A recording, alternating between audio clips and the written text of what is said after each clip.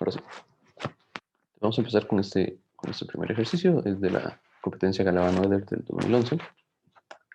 Dice si a cuadrado más b al cuadrado es igual a 1, si c al cuadrado más d al cuadrado es igual a 1, y ac menos bd es igual a 1 medio.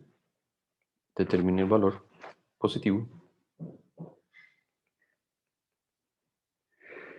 de AD más BC. ¿Okay? Entonces, de nuevo, bajo estas tres hipótesis, la pregunta es, dígame cuánto vale AD más BC. ¿Alguna idea que se les ocurra por ahí?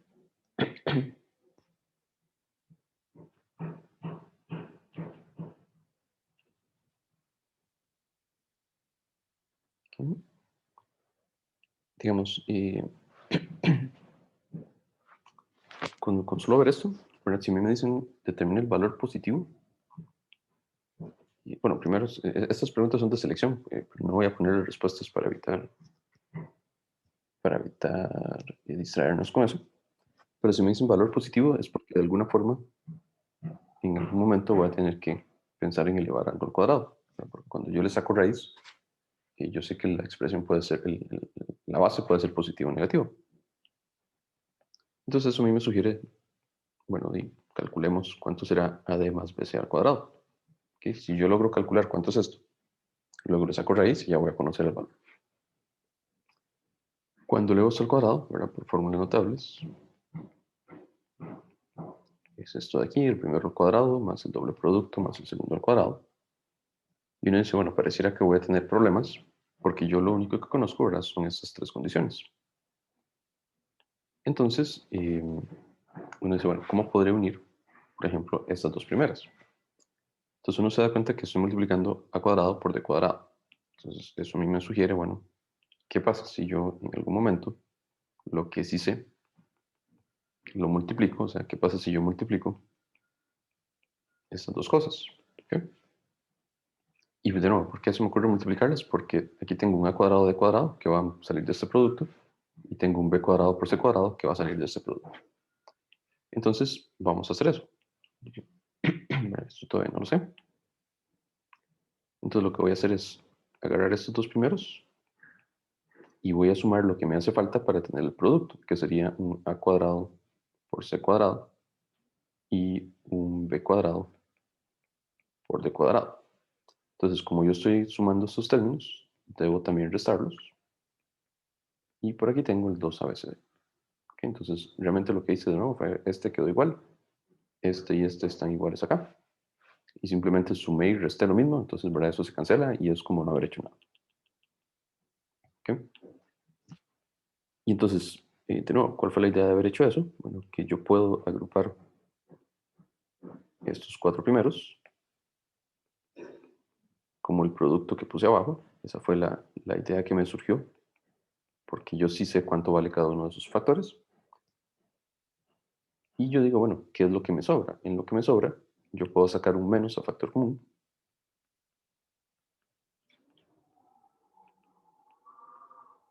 Para que me quede esa expresión. Y entonces ahora resulta ser que yo sí conozco todo, porque esa última, bueno, este a cuadrado más b cuadrado vale 1, c cuadrado más b cuadrado vale 1, y esto que tengo en este paréntesis es la fórmula notable ac menos bd, que sabemos que vale 1 medio.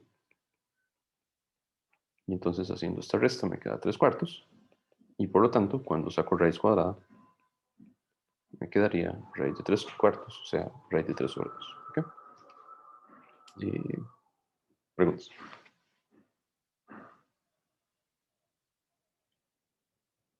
Okay.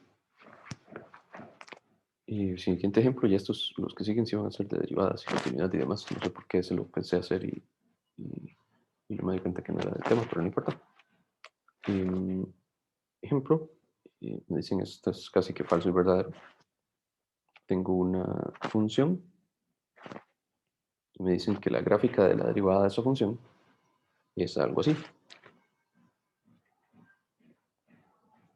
¿Okay? Y aquí pasa por menos 1, aquí pasa por 2, la escala no le hagan mucho caso, aquí pasa por 4, este está en 3, y aquí valor. Ok, mantenemos algo así. Y entonces la idea es gráficamente estar seguros que entendemos bien el concepto de derivada. Entonces, primera opción de falso y verdadero. ¿Será cierto o falso que f tiene un mínimo en el intervalo 0, 1? ¿Ok? ¿Y ustedes qué dirían? Y voy a graficarlo por acá. Aquí está el 1, ¿verdad? Entonces me están diciendo en este intervalo la función será cierto que tiene un mínimo. ¿Hay alguna idea?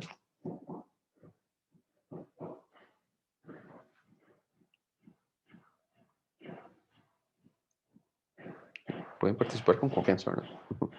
Em, Recuerden que aquí lo relevante es que en la gráfica tenemos la derivada, ¿verdad? Entonces claramente no podemos decir que esto es un máximo y que esto es un mínimo. Esos son máximos y mínimos, pero de la derivada. Eh, Ajá. Creo que no, porque Ujú.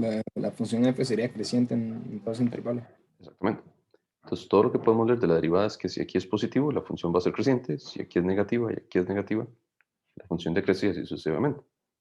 Entonces como en este intervalo la función es creciente, en el intervalo 0, 1, yo no sé cómo es la gráfica de la función, no sé por qué valor pasa, pero los extremos están abiertos y la función lo que hace es crecer. Entonces, ¿verdad? No es posible que tenga un mínimo. ¿Ok? De acuerdo. ¿Ok? Entonces, esa sería falsa. Segunda, f tiene un máximo. ¿Será falso o verdadero? Que f tiene un máximo en el intervalo 1, 3. ¿Ok? Entonces, ya aquí se pone un poquito más interesante porque estamos hablando de este intervalo y entonces tal vez voy a hacerlo aquí un poquito más representativo en temas de una tabla de signos. Entonces tengo el 1, el 3 y el 2. Entre 1 y 2 la derivada es positiva y entre 2 y 3 la derivada es negativa. Entonces la función lo que hace es crecer y decrecer. Entonces en este caso la respuesta va a ser verdadera, ¿verdad? Hay un máximo local cuando x vale 2. ¿Ok? Y preguntas en eso. ¿Ok? Y voy a, vamos para, ya que dice 2 voy a hacer la completa, son 4. La tercera dice, ¿será cierto que f tiene un mínimo en el intervalo 3, 5? ¿Ok? Y bueno, en este caso hacemos el mismo análisis. Si el intervalo es 3, 5, es ahora este de acá. Este de acá. Y entonces aquí, ¿verdad? La gráfica lo que me dice es, bueno, primero como es negativo, la función decrece. Voy a hacerlo igual para que se vea más ordenado. Aquí tengo el 3, el 4, el 5. Entonces entre 3 y 4 la función decrece, entre 4 y 5 la función crece. Entonces efectivamente tenemos un mínimo cuando x vale 4. Entonces es análoga. Y la otra sí es un poquito diferente. Será falso o verdadero que la función f tiene un 0 en el intervalo menos 2, 3. Y voy a ponerlo en otro color. Ahora menos 2 andará por aquí y 3 llega hasta acá. Entonces la pregunta es, ¿será cierto que f tiene un 0 en, en ese intervalo? ¿Ustedes qué dirían?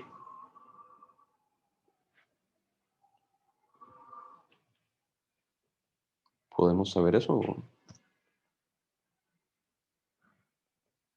Entonces, haciendo algo parecido, la información que tenemos es de menos 2 a menos 1, f' es negativo, luego es positivo y luego es negativo. O sea, la función primero decrece, luego crece y luego decrece. ¿Ok? Pero eso a priori no es información suficiente para ver si yo tengo un cero, ¿verdad? Porque yo podría tener una función que haga exactamente eso, que la función decrece y luego decrece, pero que entonces no tenga ningún cero en ese intervalo, ¿verdad? Entonces la respuesta es falsa, no necesariamente. Y eso también tiene que ver con el hecho de que si yo tengo una cierta función f de x y tengo otra función, bueno, si yo tengo una función g y defino f como g más e, entonces sus derivadas van a ser iguales, ¿verdad? Porque cuando yo derivo una constante, la derivada de la constante es cero. Entonces, ¿qué estoy tratando? Bueno, ¿qué es lo que, a dónde quiero llegar con eso? Que si yo tengo una función f que sí tiene ceros, bueno, o sea, digamos que esta es f, pues ya la función la puedo trasladar verticalmente, o sea, le puedo sumar c, donde c es un número positivo, para obtener una nueva función f, una nueva función g, que cumple, que tiene la misma derivada, pero que esta nueva función g no tiene ceros en el intervalo en el que estamos. ¿Okay? Entonces realmente uno no puede deducir mucha información sobre ceros con base solo en el gráfico de la derivada. ¿Okay? ¿Hay alguna pregunta en eso?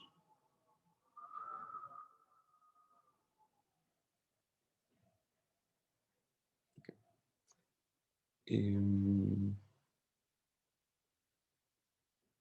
En este examen no había muchas más de límites. Voy a hacer una de sucesiones, que esta tal vez va a ser un poquito incómoda, pero no importa. Y dice, en esta prueba, calcule el límite cuando n tiene infinito de esta suma. 1 a la 4 más 2 a la 4 más n a la 4 entre n a la 5. ¿Okay?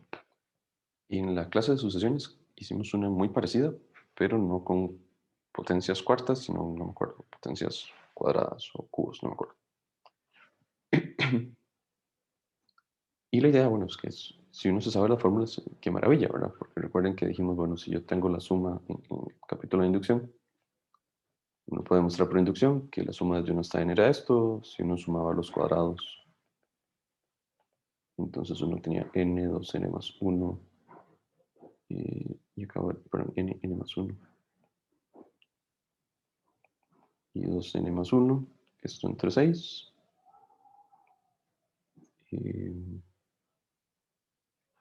¿sí? Y cuando tengo las potencias cúbicas, pues será n cuadrado, n más 1 cuadrado, entre 4, ¿ok? Entonces, claramente hay una fórmula para todas, ¿verdad? Si yo me supiera la fórmula de las potencias cuartas, pues excelente, la puedo usar en este ejercicio, ¿ok? Ahorita lo voy a hacer no tanto por darles la fórmula, que pues aquel que se las aprende, pues genial, de hecho yo, para ser sincero, no me las sé, pero uno lo que sí no debería olvidar es de dónde sale esa fórmula, ¿ok? Entonces, voy a hacer aquí una pequeña deducción de la fórmula. ¿Okay? Cómo uno puede sacar no solo esa, sino que uno podría sacar, bueno, podría sacar absolutamente todas las fórmulas que uno tiene por ahí. Entonces tal vez voy a empezar con un caso sencillo, eh, que es la de los cuadrados. Entonces vamos a darnos cuenta por qué razón, si a mí no me dan la fórmula, ¿cómo puedo deducirlo? Porque claramente si a mí me dicen demuestra esto por inducción, pues ya está, esa es la fórmula y listo. Pero entonces, ¿qué es lo que uno hace? Eh, Vamos a empezar con, voy a calcular en general n más 1 al cubo menos n al cubo. ¿Okay? Voy a calcular esa resta. Una potencia más de la que quiero calcular. Vamos a ver si era así. Entonces, cuando calculo esto, desarrollo la fórmula notable al cubo, me queda el primero cubo, 3 veces n al cuadrado, y luego me queda 3 veces n más 1, y luego menos n al cubo. Y claramente el n al cubo se cancela, y me va a quedar 3n a la 2 más 3n más 1. ¿Okay? Entonces, por acá, mejor. Entonces uno lo que hace es simplificar esa resta. Y entonces, ¿qué pasa? Bueno, en general aquí aparece el cuadrado, que es el que yo ando buscando. Uno asume que ya conoce los de antes, o sea, van a haber potencias menores que yo ya debería de conocer. Y entonces voy a reescribir esta misma ecuación, pero reemplazando los valores de n, o sea, voy a cambiar a n por 1, para poner aquí 2 a la 3 menos 1 a la 3, es igual a 3 por 1 al cuadrado más 3 por 1 más 1. Entonces simplemente cambio la n por 1. Luego cambio la n por 2, entonces me va a quedar 3 a la 3 menos 2 a la 3 es igual a 3 por 2 a la 2 más 3 por 2 más 1. Y así sucesivamente hasta cuando llego al último, que es cambiar la n por n, y entonces me va a quedar n más 1 al cubo menos n al cubo es igual a eso. ¿Okay? Y entonces, ¿qué pasa? Yo agarro todas esas ecuaciones que escribí y las voy a sumar. Y entonces cuando yo sumo, vean que siempre los términos a la izquierda se van a cancelar. Bueno, casi todos. Este 2 a la 3 que está positivo, se va a cancelar con este negativo. El 3 a la 3 se va a cancelar con el que sigue. Y así sucesivamente, el que tengo aquí antes cancela este en el cubo. Y entonces, cuando yo sumo todos los elementos a la izquierda, me va a quedar n más 1 a la 3 menos 1 a la 3. Y en el lado de la derecha, lo que voy a hacer es agruparlos. Voy a agrupar todos estos y todos estos. Entonces, cuando agrupo los primeros, todos tienen un 3 y me va a quedar la suma que yo ando buscando. Luego, cuando agrupo los segundos, me va a quedar 3 veces 1 más 2 hasta n. Y luego tengo el 1 más 1 más 1. Y bueno, hay fórmulas que yo ya conozco. De hecho, bueno, esta hay que simplificarla, ¿verdad? Entonces, cuando uno resta las potencias, me va a quedar algo así. En el lado de la derecha me va a quedar 3 veces la suma de los cuadrados, llamémoslo así. Digamos que la fórmula que andamos buscando, que puse aquí al inicio, es ese 2. Luego viene 3 veces la suma de 1 hasta n, que esa ya lo conozco. Es n por n más 1 entre 2. Y luego tengo esta suma de unos, que como estoy sumando 1 más 1 n veces, eso va a dar n. ¿Ok? Y entonces listo, de aquí uno puede agarrar y despejar ese 2. Ese 2 va a ser, pues, esto de aquí, que es lo que estaba a la izquierda, menos 3 medios de esto, menos n, todo dividido entre 3. ¿Ok? Y cuando uno simplifica eso, pues llega a la fórmula conocida. Esta de acá. ¿Ok? Y queda clara esa deducción. Tal vez es un poquito rápida, pero esa es la idea. Preguntas con toda confianza. Okay. Entonces, si ando buscando, aquí tal vez, eh, igual, el cálculo es un poquito engorroso, pero si yo ando buscando toda la suma de las potencias cuartas, pues entonces la idea va a ser la misma. Yo agarro y voy a restar una potencia más. Entonces voy a agarrar n más 1 a la 5 menos n a la 5. Y bueno, aquí no se llama de paciencia. Elevar esa potencia a la 5 lo pueden hacer como gusten. Pueden usar la fórmula binomial. Aquí voy a, pues, tal vez más sencillo. O al menos, no sé si más sencillo, pero por lo menos más rápido.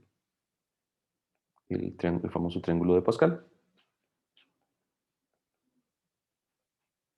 Que estoy poniendo aquí. Son 5. Porque esencialmente uno pone los 1, 1, 1 y luego en esta posición sumo los dos que estaban arriba. Entonces, este 2 surgió de sumar el 1 con el 1. Y así sucesivamente, este 3 surgió de sumar el 1 con el 2. Y siempre que voy generando una fila, sumo los dos anteriores. Entonces, estos son los coeficientes cuando yo elevo una suma a la 5. Entonces, esta potencia de la 5 va a ser n a la 5 más 5 veces n a la 4 más 10 veces n a la 3 más 10 veces n a la 2 más 5n más 1. ¿Okay? Y luego le estoy restando el n a la 5. Bueno, la idea de restar el n a la 5 no es que eso se cancele. Y volvemos a hacer el minuto casillo. Cambio la n por 1. Entonces me va a quedar 2 a la 5 menos 1 a la 5. Es igual a todo esto.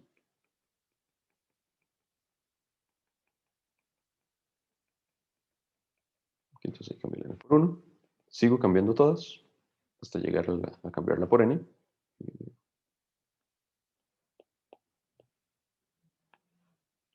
Y hacemos exactamente lo mismo. Agarro esta expresión y la sumo de manera inteligente. Entonces sumar de manera inteligente es darme cuenta que a la izquierda todo se cancela. Y entonces me va a quedar esto a la 5 menos 1. Y luego a la derecha me va a quedar 5 veces la suma que ando buscando, que son todos estos términos sumados. Luego va a aparecer 10 veces la suma de los cubos, que ya sabemos que los cubos es n por n más 1 al cuadrado entre 4. Luego van a aparecer 10 veces la suma de los cuadrados, que esa sabemos es n por n más 1 por 2n más 1 entre 6. Luego en la siguiente columna aparecen 5 veces la suma desde el 1 hasta el n, que es n por n más 1 entre 2. Y luego aparece la suma desde el 1 hasta el 1, que como está n veces, es n. ¿Ok? Y entonces de esta igualdad uno puede despejar ese 4. Y pues listo, ahí deduce la fórmula correspondiente. ¿Ok? Y queda claro. ¿Alguna pregunta?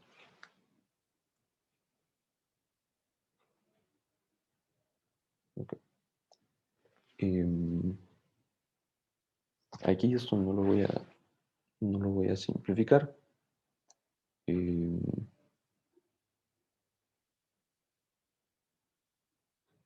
pero se supone que la suma da, voy a ponerlo aquí, voy a ponerla desarrollada, no importa, la suma da, aquí esto tengo que revisarlo, pero creo que da esto n a la 5 quintos más n a la cuarto medios, más n a la 3 tercios, menos n entre 30. ¿Ok? Que eso es lo que nos interesa. Y entonces, ¿qué pasó ahora sí? ¿Qué era cuál era la pregunta? La pregunta era calcular este límite. Entonces, cuando yo pienso en este límite, yo digo, bueno, ya puedo reemplazar el numerador por una fórmula cerrada. Todo lo que está arriba corresponde a esta expresión de acá. ¿Okay? Y en el denominador tengo un n al 5. Entonces, el método para encontrar estos límites, como es un límite al infinito de esta sucesión, pues simplemente factorizo la mayor potencia arriba y abajo. Y aquí voy a hacer todos los cálculos. Ya uno, pues eventualmente lo hace más rápido después. ¿Ok? Queda algo así. De forma tal que la potencia se cancela. Y en infinito sabemos que todos los términos 1 entre n tienden a 0. O sea, este límite nos estaría dando un quinto. ¿Ok? Y, entonces, espero que, bueno, en temas de cálculo de límites, la idea siempre va a ser esta, ¿verdad? Cuando tenemos polinomios, funciones racionales de dos polinomios, un polinomio y un polinomio, lo que hago es factorizar mayores potencias.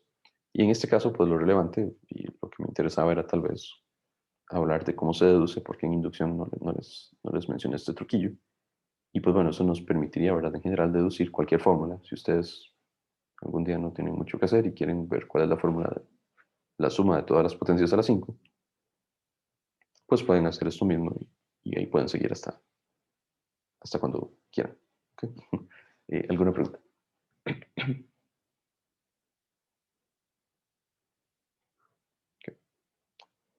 Okay. Pasemos a otro ejercicio. Vamos a ver.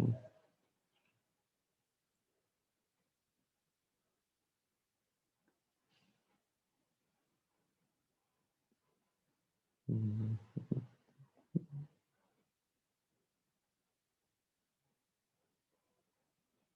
okay, en el examen que estoy viendo no hay como que muchas preguntas de derivadas.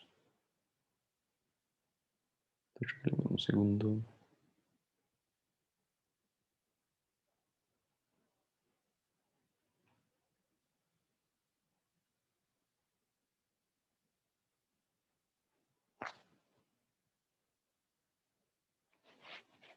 Okay, hay un cálculo de límite por L'Hopital o por Taylor. Entonces hagamos este de acá.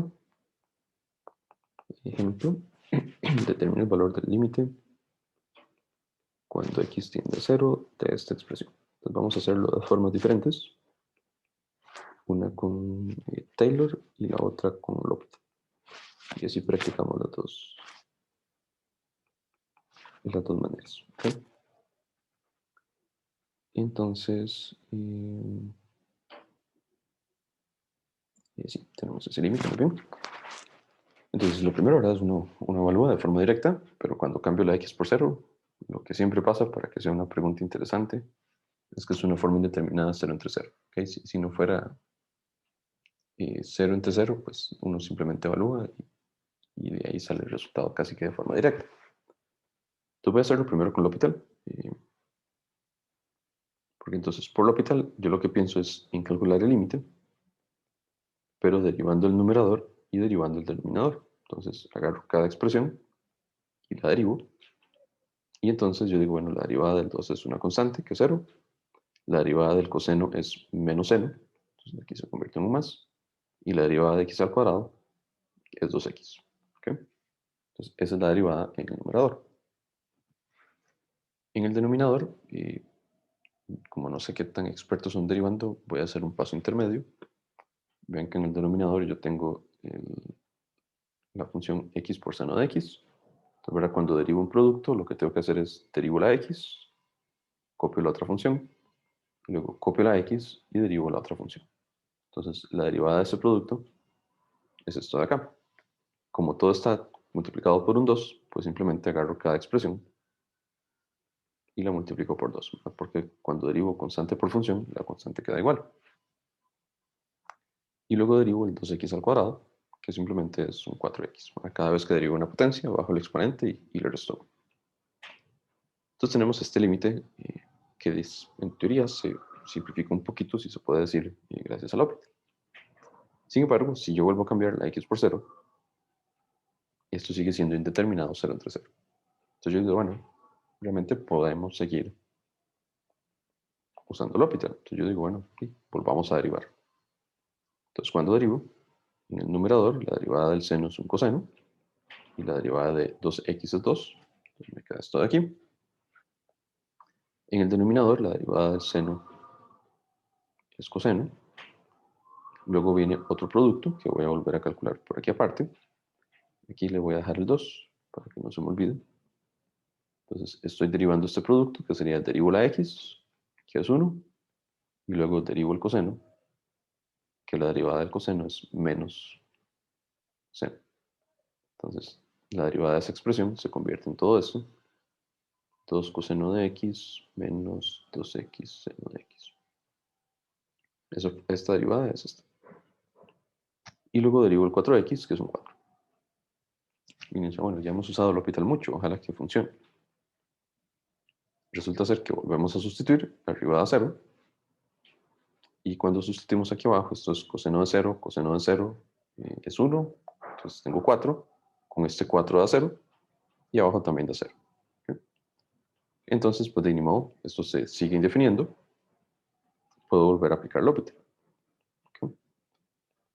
Y entonces, cuando aplico L'Hopital, y ahora sí, por una última vez, la derivada de arriba del coseno es menos seno. Estos dos los pude haber simplificado, ¿verdad? Son 4 cosenos. Entonces la derivada del coseno es menos seno. Aquí igual tengo un producto. Entonces aquí ya no lo hago por aparte. Derivo la x. Y luego derivo el coseno. Y el 4 que seno. Entonces ahora sí, aquí sustituimos. Creo que me comí algo. ¿Qué pasó aquí? Porque no me está dando lo que debería dar. En algún lugar me equivoqué derivando. Vamos a ver. Esto está bien. Esto está bien. 2 seno más 2x coseno menos 4x. Okay, creo que la primera derivada está bien. Si alguien ve un error, me dice por favor. Luego derivé, esto se ve bien. Y en el denominador tengo la derivada del seno, que es un coseno. 2 cosenos. Coseno es menos seno y menos 4. Luego la derivada del coseno es menos seno. Y abajo 4, 4. Bueno, creo que está bien.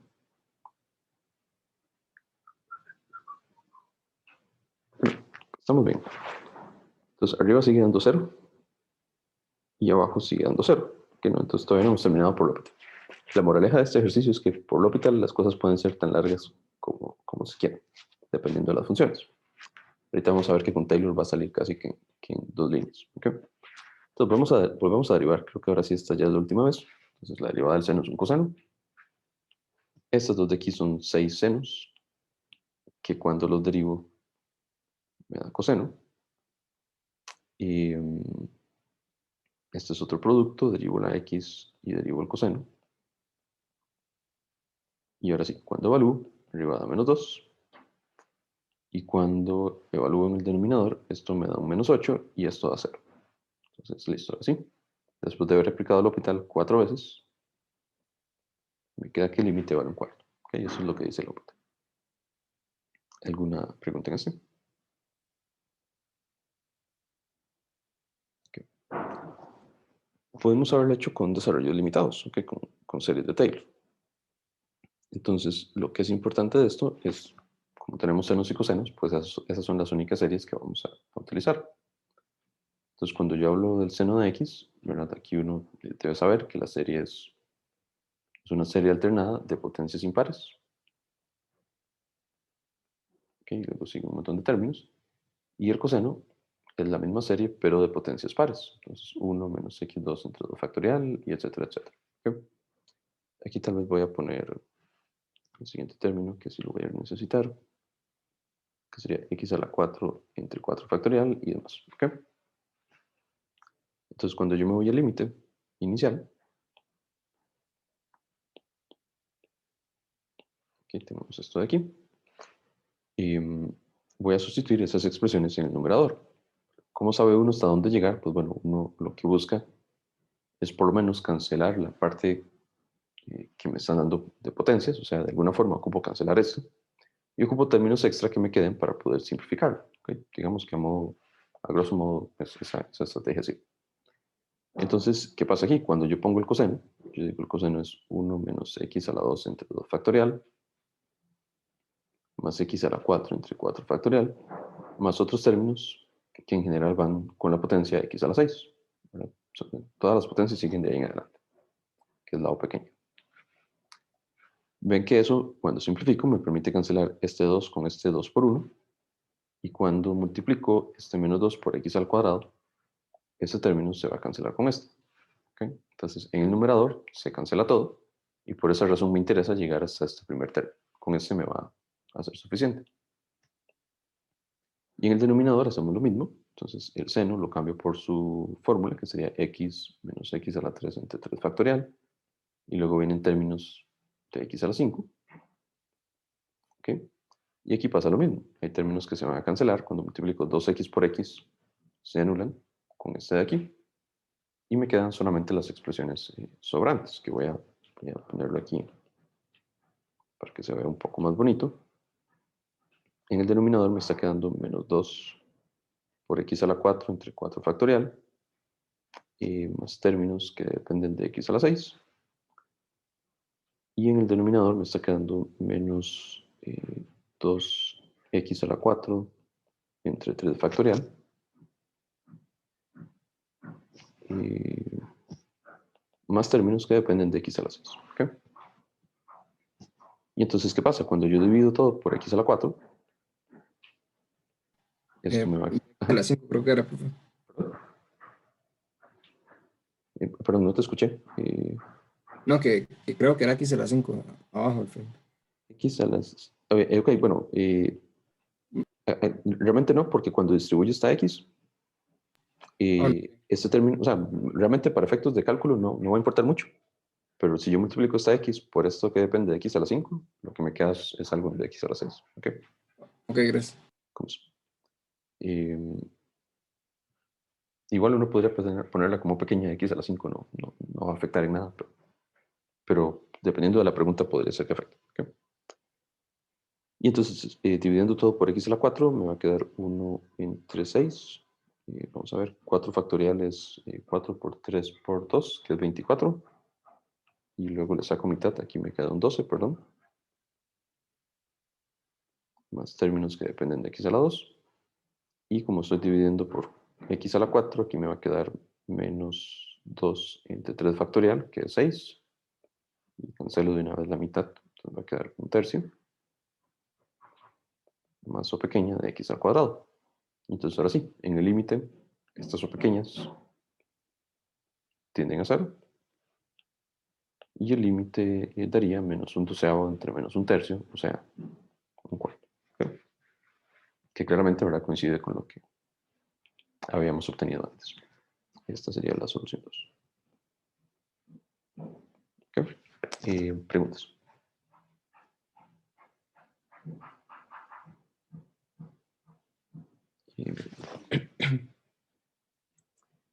Y bueno, para cerrar, la otra pregunta que veo en sus sesiones de este examen tiene que ver con sumas telescópicas y sucesiones. Entonces, pongámoslo por acá. De hecho, esta creo que estaba en el Quickie, o al menos era muy parecido. Solución pregunta. Considere la sucesión a n dada por 4n más raíz de 4n a la n2 menos 1 entre esta suma. La hago sobre todo porque, a pesar de que están en el wiki, o al menos si no es la misma, suena muy parecida, me parece que la idea es relevante de tenerla clara. Me dicen, dada esta sucesión, la pregunta es, calcule la suma de los primeros 12 términos de la sucesión. ¿Okay? Y entonces, cuando uno ve una suma, en donde tengo que cambiar la n por 1, por 2, por 3, hasta 12, en esa expresión, y uno ve raíces, pues si lo hace a la fuerza bruta, digamos así, copio los 12 términos y los sumo, y pues uno se da cuenta que queda una expresión bastante incómoda, bastante fea. ¿Okay? Entonces, lo natural cuando uno ve raíces es pensar en racionalizar, pues la mayoría de las veces eso simplifica un poco las expresiones, incluso en el cálculo de límites. Si a mí me pidieran cuál es el límite de esta sucesión, algo natural es pensar en racionalizar, si fuera necesario. Uno puede racionalizar el numerador o el denominador, ¿no? Pensando en que yo tengo que sumar números, yo lo que veo que me estorba más es el denominador. Entonces voy a multiplicar por el conjugado, arriba y abajo, de esa expresión, o sea, multiplico por esto mismo, pero con un menos. ¿Okay?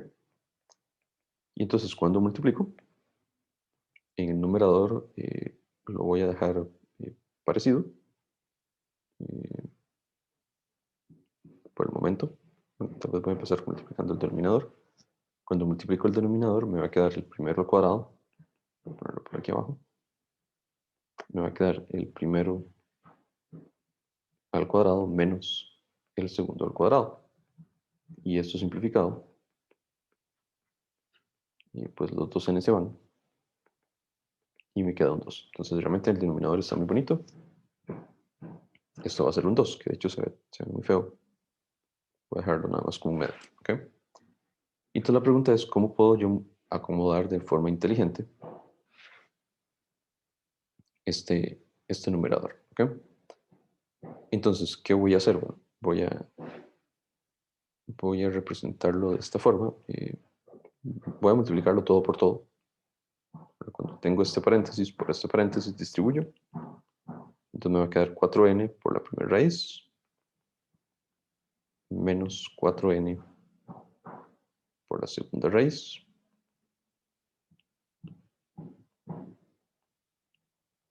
más esta raíz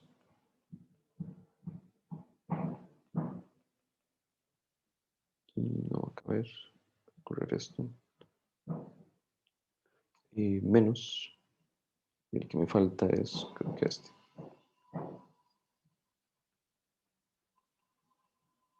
Vamos a ver si es cierto. Puse el 4n, esta raíz con un más y luego esta raíz con un menos. Ok, está bien. Y entonces uno dice, bueno, pero como que se ve más feo. Bueno, sí, todavía no lo hemos acomodado de la mejor manera, pero eso por lo menos tiene la ventaja de que cuando piensen sumar, ya los denominadores no van a tener estas raíces un poquito incómodas. Entonces no voy a tener que pensar en sacar comunes denominadores de nada. ¿Okay? Esa digamos que es una ventaja. No obstante, cuando yo veo esto otro, yo digo, mira, bueno, hay algo interesante y es que estas raíces yo las puedo simplificar. ¿Ok? ¿Por qué razón? Porque el primer factor es una diferencia de cuadrados que yo puedo factorizar como 2n menos 1 por 2n más 1. Y entonces como el 2n más 1 se repite, pues va a estar al cuadrado. ¿Ok? Y lo mismo pasa en este otro. La diferencia de cuadrados es 2n menos 1 por 2n más 1, pero como el 2n menos 1 se repite, aquí va a estar al cuadrado. Y entonces eso lo puedo sacar de la raíz cuadrada, ¿verdad? Se simplifica un poco. Y entonces me va a quedar algo así. Me va a quedar estos dos primeros que quedan iguales. Ahí no cambio nada todavía. Y cuando simplifico esta raíz va a quedarme el 2n más 1 que sale de la raíz por esto de acá. Y luego el 2n menos 1 que salió de la raíz por lo que quedó dentro de la raíz. ¿Ok? Y entonces ahora esto como que tiene más simetría o se ve más bonito porque estas dos raíces son iguales. Estas dos raíces son iguales. Voy a unirlas, voy a sumarlas. Y entonces me va a quedar lo que tiene raíz de 2n más 1. Lo que me queda es 2n menos 1. Perdón, 2n más 1. Porque este menos se convierte en más. Y luego en lo que tiene raíz de 2n menos 1, lo que me va a quedar es menos 2n menos 1. ¿Ok? ¿Hasta ahí alguna pregunta? Okay. Entonces, ¿qué pasa? Bueno, esto tiene una forma muy bonita, que es usualmente lo que eventualmente uno llama una suma telescópica. No hemos dado el nombre, no te importa mucho, pero lo relevante es que vean que este término depende solamente de 2n más 1 y este término depende solamente de 2n menos 1. Entonces, ¿qué pasa cuando yo desarrollo mi suma? Cuando yo digo, bueno, escribamos con esta nueva fórmula, que es A1 más A2 más A3 hasta A2. Entonces, todos los términos se van a cancelar. Bueno, casi todos los términos se cancelan. ¿Por qué razón? Entonces, cuando cambio la n por 1, esto queda, bueno, el 1 medio lo voy a dejar afuera para que no me estorbe. Cuando cambio la n por 1, esto da 3 raíz de 3, menos el que sigue, que es 1 por raíz de 1. ¿Ok? Y tal vez voy a... Tal vez voy a escribirlos al revés. Da igual como lo sume. Entonces voy a poner el n igual 1 al final de la suma, para que sea más claro. Espero. Luego cuando cambio la n por 2, la sucesión lo que me da es 5 raíz de 5 menos 3 raíz de 3. De nuevo, piensen que estoy cambiando la n por 2 acá. Entonces me dan estas dos expresiones. Y así sigue uno sucesivamente. Cuando cambio la n por 3, esto da 7 raíz de 7 menos 5 raíz de 5. Hasta que llego al 12, que lo voy a poner de primero. Cuando cambio la n por 12, esto da 25 raíz de 5 menos 23 raíz de 23. ¿Okay? Y entonces, ¿qué pasa? Términos consecutivos se cancelan, ¿okay? por la forma que tiene esta suma. Y entonces, listo, pues de manera cerrada, esto es, ok, aquí lo puse mal, perdón, raíz de 25. Entonces, esto estaría dando un medio de 125 menos 1. ¿Okay? Y se simplifica. Y esto daría 124 medios, o sea, 62. ¿Okay? Entonces, en esta pregunta de sucesiones, lo relevante es que a uno se le ocurra y racionalizar. Y una vez que racionalizo, expresar la suma como una resta de términos que sé que cuando desarrolle se nula. ¿Okay? Preguntas.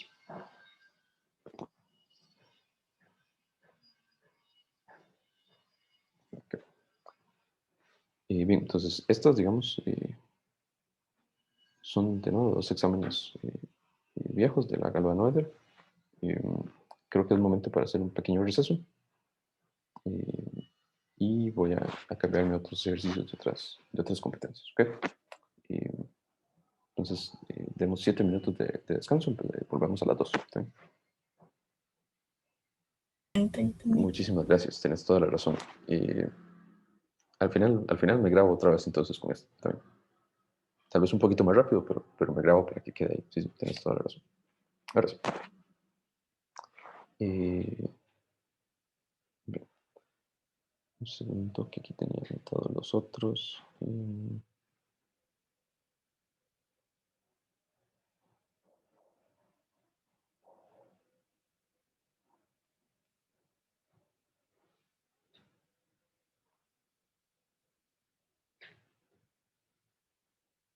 Okay.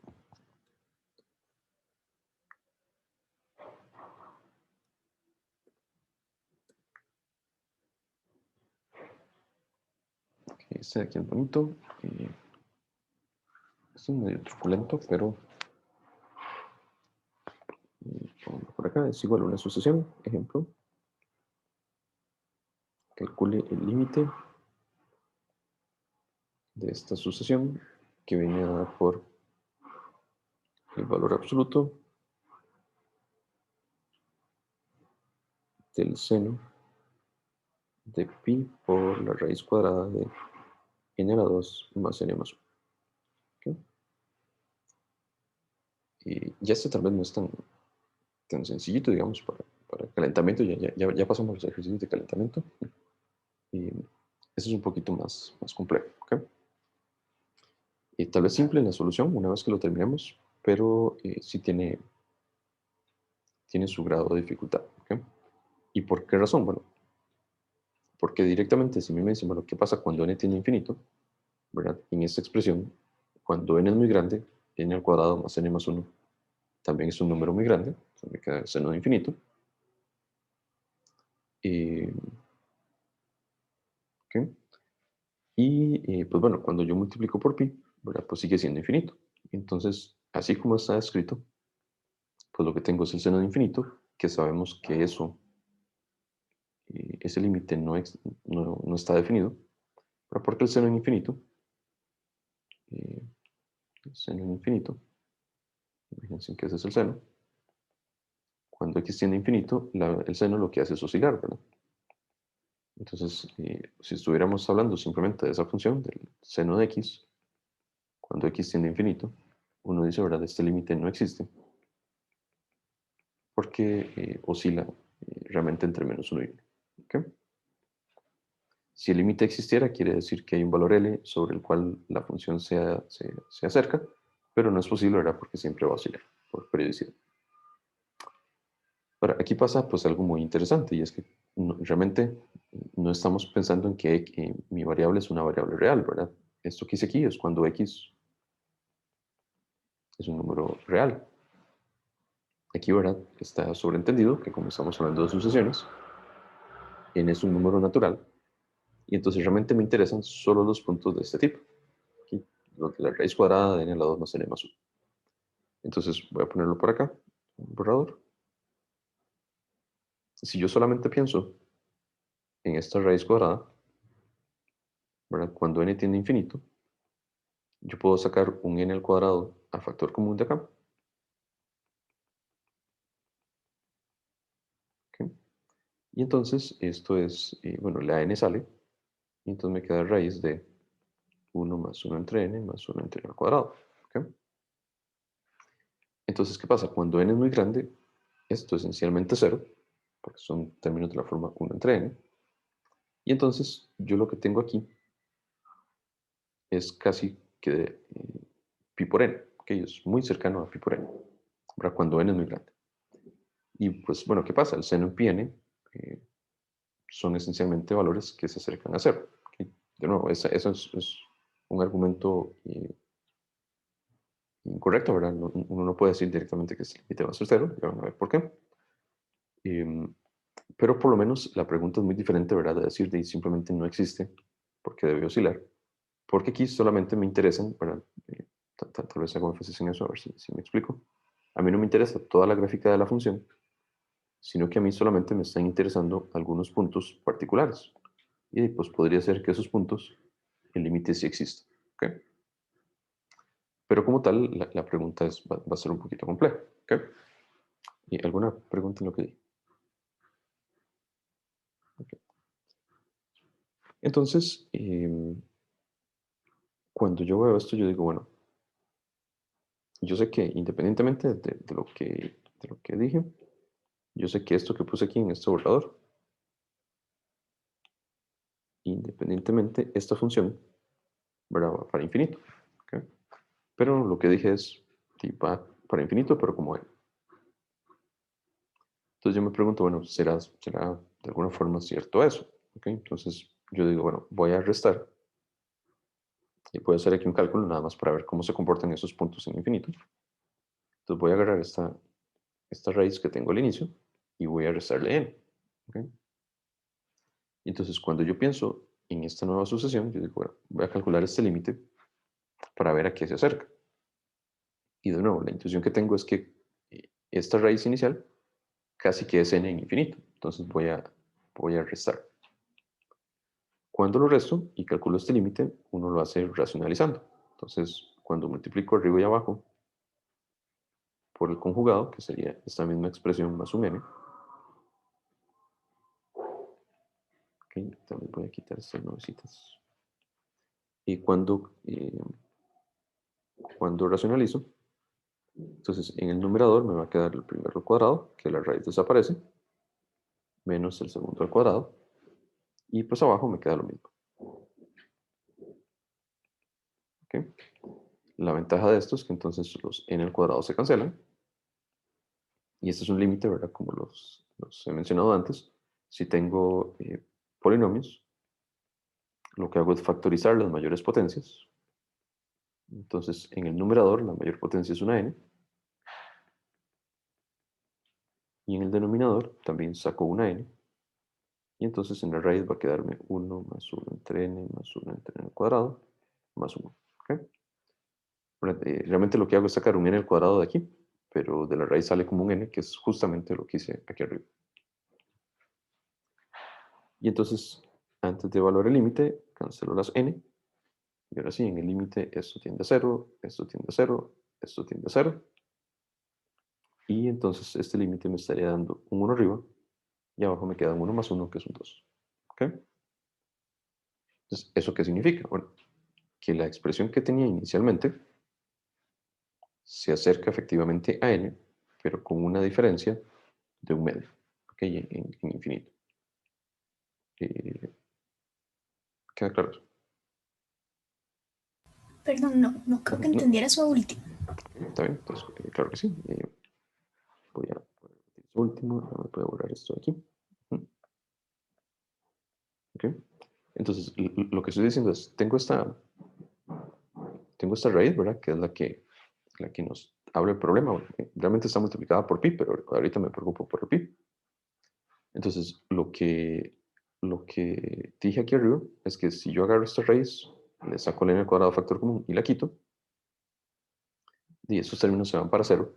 Entonces, el comportamiento en infinito de esta expresión es casi n. ¿Ok? Pero vamos a ver. Que eso, no sé si lo estoy explicando de la manera más sencilla. Lo que estoy diciendo es, en infinito, esta expresión se comporta casi como n. ¿Okay? Entonces, cuando pienso en la gráfica, tal vez la gráfica nos ayude. O sea, de hecho, no sé muy bien cómo es la gráfica de la raíz, no me importa. Pero por aquí está, digamos, la gráfica de la identidad. Y entonces me dice que en infinito, esta raíz okay, se comporta muy parecido, okay, casi que idéntico. Y, digamos, y de nuevo, eso es simplemente una noción, ¿verdad? De lo que ocurre acá. Sin embargo, yo digo, bueno, realmente el hecho de que se aproximen no quiere decir que realmente tienden al mismo límite. Entonces, por esa razón, yo pienso en calcular el límite de la resta. ¿Okay? Entonces, cuando yo calculo el límite de la resta, pues este cálculo de aquí, y eso me da un medio. Entonces, ¿qué significa eso? Bueno, que cuando n es muy grande, realmente si yo agarro la raíz y le resto n, esto casi que me da un medio. En términos de vecindario, lo que quiere decir es que aquí es un medio, yo hago un medio más epsilon y un medio menos epsilon, y entonces esa función siempre va a estar ahí metida. Okay, esta función acá. Entonces, ¿qué es lo que ocurre? Bueno, gráficamente, lo que ocupo es, voy a ponerlo así, tengo aquí la recta n más un medio, ¿okay? Y entonces, ahora sí, la raíz cuadrada se acerca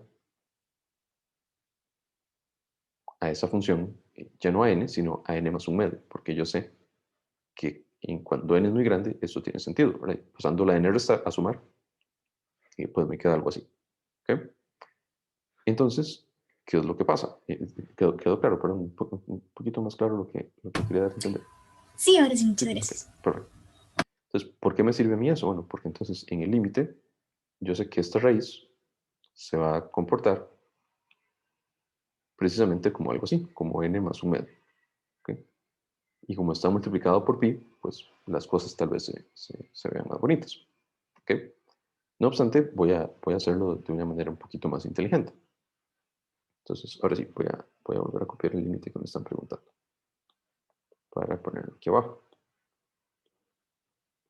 Entonces, ahora sí, ¿qué va a pasar? Voy a borrar este montón de cosas. Eh,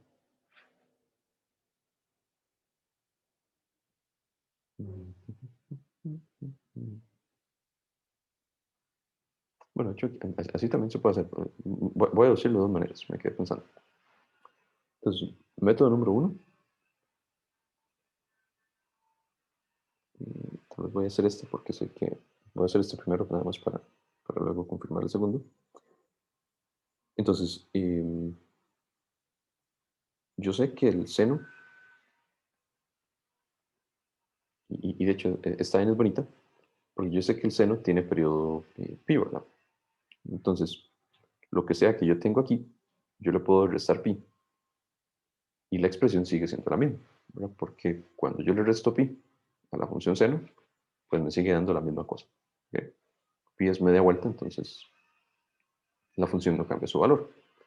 Yo le puedo restar 1 pi, le puedo restar 2 pi, le puedo restar 3 pi, les puedo restar 20 pi o sumar, no importa, y sigue siendo cero.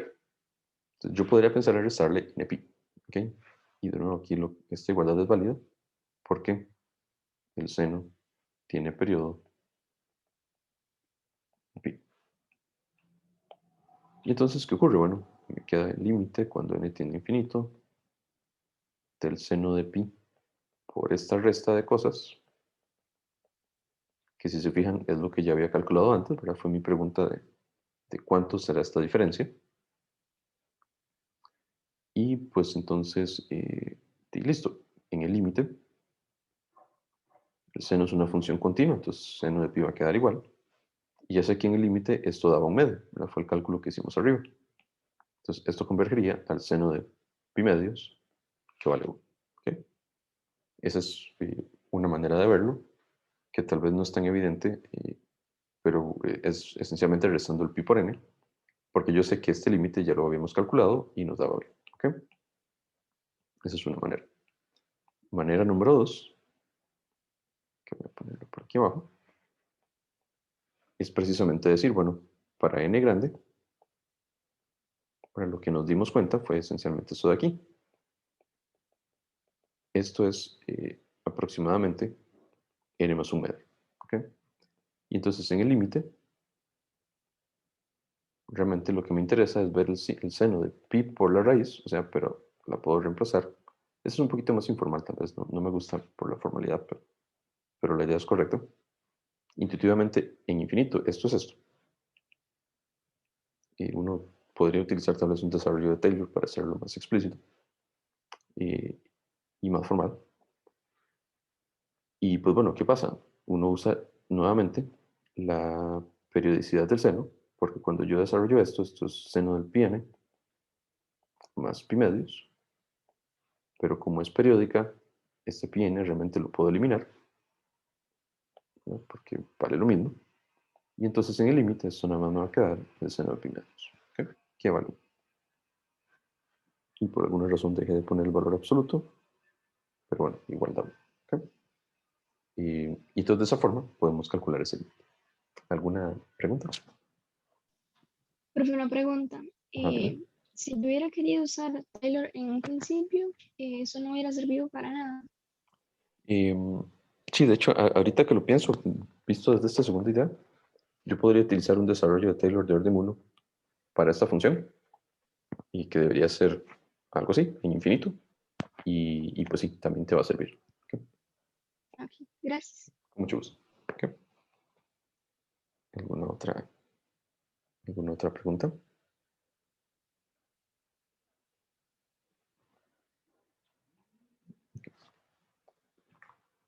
Pasemos a la siguiente.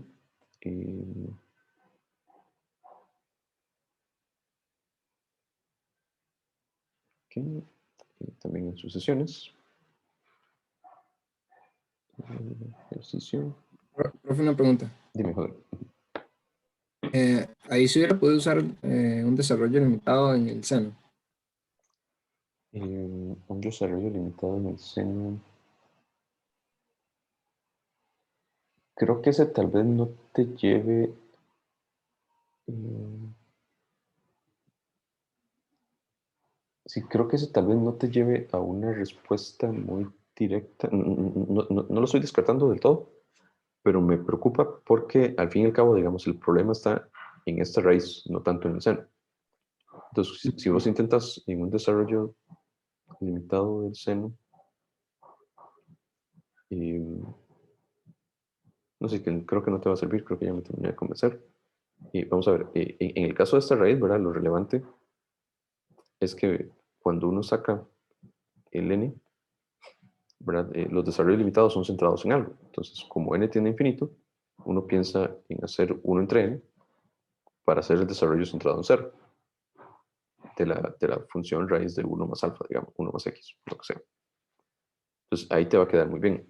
En el seno, cuando uno intente hacer este cambio de variable, pues realmente las cosillas se te van a complicar. Entonces, creo que no te va a servir. No sé si eso clarifica la Sí, pregunta. muchas gracias. Sí. Ok. Bien, siguiente pregunta. Considere la sucesión a n. Esta la habíamos hecho creo que con raíces de 2. Vamos a hacerla un poquito diferente. Entonces tengo raíz de 1 más raíz de 2 más raíz de 3.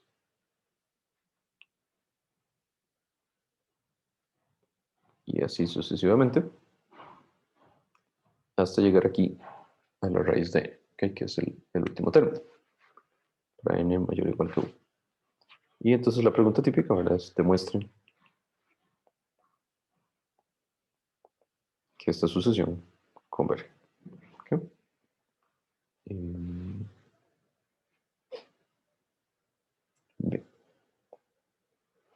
Entonces, cuando uno no tiene un criterio, ¿verdad? Lo natural es pensar en convergencia monótona.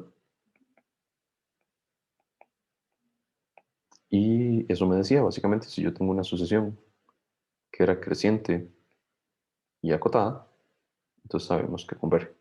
¿Okay? Y lo mismo si fuera una sucesión decreciente y acotada inferiormente. Aquí acotada superiormente es basta y sobra. Entonces aquí,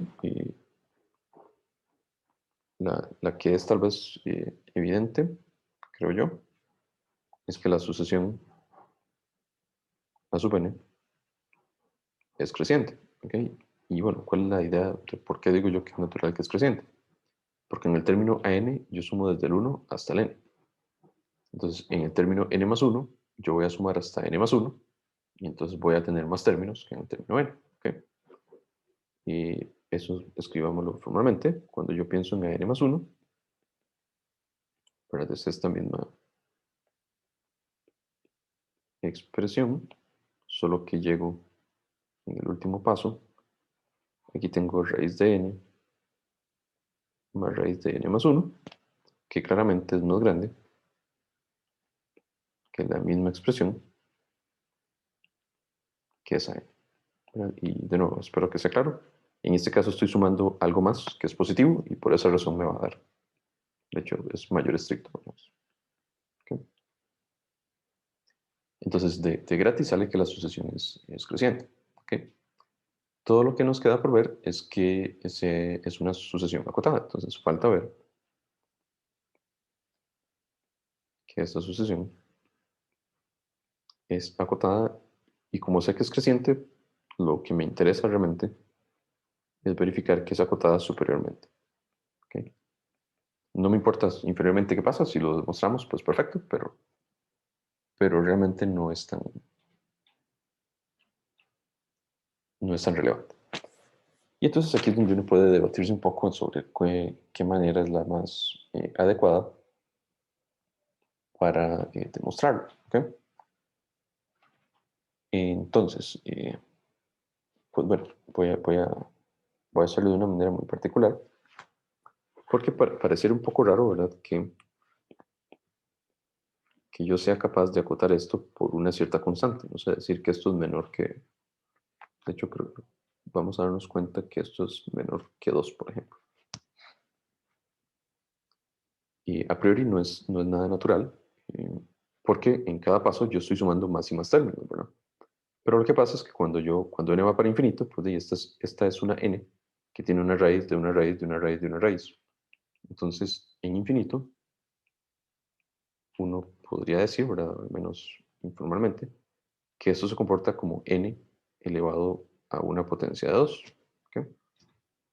Y entonces realmente lo que yo estoy sumando es casi nada, porque la exponencial crece más rápido que esta polinomial, ¿verdad? Entonces, esta es la esperanza de poder decir que esta sucesión efectivamente va a estar acotada por encima por una cierta constante. Ahora, si uno no sabe, bueno, y de hecho aquí adelante el 2 no es nada natural, ahorita vamos a darnos cuenta por qué.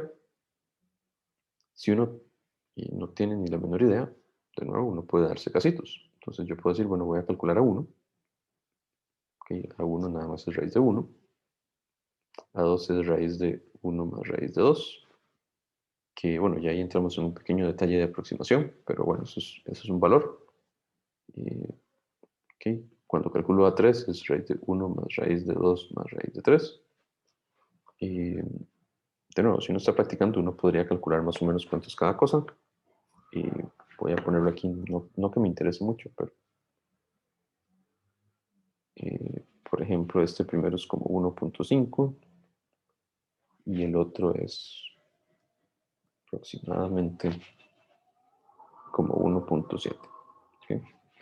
Pero eso no es ninguna prueba formal, pero eso a mí me sugiere, bueno, que será posible que eso crezca más grande que 2, no sé. Entonces uno podría sentarse un rato a ver si esto es menor que 2, o menor que 3, o menor que 5. La prueba tiene que ser eventualmente inductiva, ¿verdad? Ahí no hay quita. El detalle es que, bueno, voy a intentarlo tal vez de una forma directa para ver si resulta o no. ¿Verdad? Si vemos que está acotada inferiormente, ¿verdad? Entonces voy a ponerlo aquí. Lo que vamos a probar es que mi sucesión siempre está acotada por algún cierto número. No sé cuál. Dejemos C ahí, como todavía no sé cuánto es. C podría ser 2, C podría ser 3, C podría ser 1.000.000. No sé, hay algún. Si queremos hacerlo por inducción, entonces, de nuevo, lo que voy a hacer aquí es como muy informal. ¿Qué es lo que yo pienso? Bueno, de alguna forma, si quiero usar inducción, yo ocupo acotar yo ocupo escribir a n más 1 en términos de a n. Pero voy a representarlo aquí otra vez.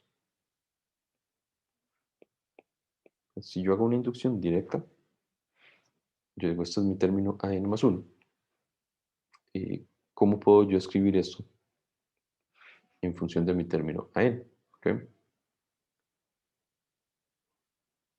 Y de hecho, pues la respuesta no es nada natural, ¿verdad? Porque no es como que yo estoy agarrando a n y luego le esté sumando algo, ¿verdad? Lo que yo le estoy sumando está dentro de la raíz. ¿Okay? Entonces, realmente, buscar relacionar el término n más 1 en función del término n va a ser complicado. Igual, si no quisiera representarlo así, pues yo podría decir, bueno, eh, no, tampoco me va a servir, así que la idea mejor ni la voy a mencionar, pero lo que quería dar a entender es como, yo sé que si yo sumo todos estos, están acotados por C, ¿verdad? Que va a ser mi hipótesis inductiva. Cuando yo le sumo el otro, pues también voy a tener el mismo problema, porque yo sé que eso va a estar acotado por algo. Pero luego, si por cosas de la vida lograr acotarlo, ¿verdad? Voy a tener una raíz ahí metida, que de hecho ni siquiera puedo escribir. Y bueno, esto tampoco me va a permitir eventualmente llegar a un C. Entonces, mi punto es que si uno intenta hacer la inducción de manera directa, no hay mucho futuro. ¿Ok? Entonces, uno dice, bueno, y pues tratemos de jugar con esta expresión de acá, en sucesión, y con la idea que les dije, bueno, esto esencialmente se va a comportar como n, perdón, lo puse mal, como n elevado a la 1 entre 2 a la n. Entonces, si quiero ver que es acotado superiormente, pues nada más voy a tratar de hacerle algún cambio a esto. Entonces, lo que voy a pensar es que voy a sacar un raíz de 2 a factor común, ¿ok? Y ya van a ver a qué me refiero con eso. Entonces, este es mi término E, ¿no? Entonces yo digo, ¿podría de alguna forma controlar ese n, que tiene una raíz de una raíz de una raíz, ¿verdad? Que es n elevado a la 1 entre 2 a la n? Entonces, para emular ese efecto, voy a sacar un raíz de 2 a factor común. Entonces voy a escribirlo de esta forma, espero que quede claro. Entonces, cuando saco este raíz de 2 a factor común, este 1 se va a convertir en un medio, ¿verdad? Porque este raíz de 2, que acabo de borrar, cuando lo multiplico por el 1 medio en la raíz, da 1. ¿Ok? Luego viene más, luego continúo con esta raíz. Este 2 que tengo aquí, ¿por qué va a quedar dividido? Va a quedar dividido por un 2 a la 2. Porque este 2 a la 2 sale de esta raíz como un 2. Y luego este 2 es el que factoriza. ¿Ok? Luego viene más 3. Bueno, perdón, más raíz de 3. Y entonces este 3 va a quedar dividido por un 2 a la 3. ¿Ok? Y la razón es la misma, digamos. Este 2 a la 3 va a salir, vamos a ver si lo puse bien. Este 2 a la 3 sale de esta raíz como un 2 raíz de 2. Ok, tal vez voy a hacerlo al revés, creo que es más evidente. Cuando yo pienso en meter este para acá, ¿verdad? Bueno, está como un raíz de 2 porque ya tiene el raíz. Cuando lo pongo aquí, este entra como un 2 a la 2. Y cuando lo vuelvo a meter dentro de esta raíz, entra como un 2 a la 3. ¿Queda claro lo que estoy diciendo? Tal vez puede ser. Voy a volver a repetir esto, pero voy a borrar esto de aquí. Tal vez así quede más claro. Estoy sacando un 2 dentro de esta raíz. ¿Ok? Y entonces este paréntesis rojo termina acá. Y entonces voy de nuevo. Claramente este 2 por un medio me da el 1 que tenía al inicio. Entonces, todo bien. Este 2 cuando lo meto dentro de esta raíz es un 2 a la 2 que se cancela y me queda el 2 de original. Este cuando lo vuelvo a meter acá, tengo un... Aquí no sé, aquí hay algo que me falló. Ok, vamos a ver. Creo que viéndolo ya me confundí. Pero vamos a ver si es cierto. Entonces, este 2 cuando lo meto dentro de esta raíz entra como un 2 a la 2. Entonces todo eso está multiplicado por 2 a la 2. Entonces eso está bien. Y eso está multiplicado por un 2 a la 2, que está bien. Cuando lo meto dentro de esta raíz, lo que tengo que hacer es elevarlo al cuadrado. Va a quedar un 2 a la 4. Entonces está mal. Aquí debería ser un 2 a la 4. Lo cual tiene ahora sí sentido. Ok, sí, perdón. Ahí era un 2 a la 4. Me disculpo. Creo que hay un error en la solución que estoy viendo. Y quedó claro por qué es 2 a la 4, no 2 a la 3. ¿Okay? Entonces cada vez eso se va duplicando. Entonces cuando llego al último, ahora sí, voy a llegar a la raíz de n, que va a ser una potencia par del 2. De hecho, tiene que ser 2 a la 2n. ¿Okay? Y porque cada vez que yo agarro este 2 y lo meto en la siguiente raíz, ahora va a quedar 2 a la 8, 2 a la 1 potencia de 2. De hecho, perdón, 2 a la 2 a la n. ¿Okay? Entonces, ahora sí. Entonces, esto es sacando este 2 a factor común. ¿Okay? Preguntas en eso. Lo que me interesa es que, y bueno, ¿por qué pienso en hacer eso? Porque yo sé que ahora Profe, cada uno de los términos, perdón, alguien iba a decir algo. sí, Ajá, profe, ¿no ajá. sería 2 a la 2 por n menos 1? Y, Es que en el de 2 a la 2 a la n, o Sí, sea, sí, tienes toda la razón. El exponente es uno menos. Sí, sí, tienes toda la razón. sí, yo lo vi por el de 3 entre 2 a la 4. 2 a la 1, 2 a la 4, 2 a la 8. Estoy metiendo el 2 n menos 1 veces, porque tengo el 1. Sí, sí, está bien. Sí, excelente. Ok. Y entonces, bueno, ¿cuál es la relevancia de eso? Bueno, el raíz de 2 lo voy a dejar aquí afuera, que no me estorbe, al fin y al cabo es una constante. Y luego el resto de términos que me quedan dentro de la raíz, lo que me interesa es que yo todos los puedo acotar por 1. ¿Ok? Entonces aquí, perdón, aquí no es igual, aquí es menor estricto. Entonces la primera fracción que es un medio es menor que 1. La siguiente fracción 2 entre 2 a la 2 es menor que 1. Luego la siguiente fracción 3 entre 2 a la 4 es menor que 1. Y así sucesivamente hasta el último, que es menor que 1. ¿Ok? Recuerden que lo que ando buscando es ver que mi sucesión es acotada superiormente. Entonces, yo sé que a n va a estar acotado por esta expresión, que es un poquito más manejable porque aquí yo estoy sumando solamente un montón de unos. ¿Ok? Y entonces va a ser tal vez un poquito más sencillo expresar la relación. ¿Ok? ¿Por qué? Porque si yo defino esta sucesión como b sub n, en donde simplemente estoy sumando n veces un 1, entonces aquí sí hay una relación explícita, o al menos en términos de n no la vi. Entonces, en función de bn, vean que para encontrar bn más 1, yo lo que hago es agarrar bn, le sumo 1, y luego le calculo la raíz. ¿Ok? Y de nuevo, esta expresión tiene todo el sentido, porque lo que hago es agarrar toda esta suma, luego le sumo aquí el 1 aparte, luego le saco la raíz. ¿Verdad? Como todos son unos, la estructura me permite hacer eso. Entonces, bn más 1, recursivamente, lo puedo reescribir de esta expresión. ¿Ok? Y esto ya sí me va a permitir hacer una inducción, porque ya tengo la manera de pasar del caso n al caso n más 1. ¿Ok? Y entonces para bn, vamos a darnos cuenta, vamos a probar aquí. Bueno, igual, si uno no tiene una idea, lo que es b1, b1 es nada más 1, b2 es raíz de 1 más 1, que es raíz de 2, b3 es raíz de 1 más raíz de 1 más raíz de 1, y se puede calcular. Y ahí uno pues intenta alguna cota. No hace falta, y aquí voy a intentar demostrarlo de manera más inteligente. Pero entonces vamos a probar por inducción que esta sucesión Bn está acotada por algo. Y aquí voy a ponerle C. Todavía no sé qué C, pero va a ser algún número que ahorita le pongo un valor. ¿Ok?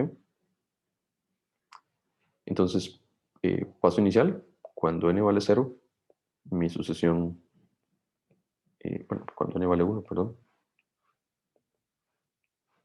P1 es simplemente raíz de 1. ¿Ok? Que va a ser menor o igual que esta cierta constante C, que no, todavía no sé cuánto es, pero ya por lo menos eso me da una restricción. Bueno, C debería ser un número más grande que 1, lo cual tiene sentido. ¿Okay? Por hipótesis inductiva, vamos a suponer que n es menor o igual que C, y entonces lo que hay que probar es que el término n más 1 es menor o igual que C. Y entonces yo digo, bueno, note que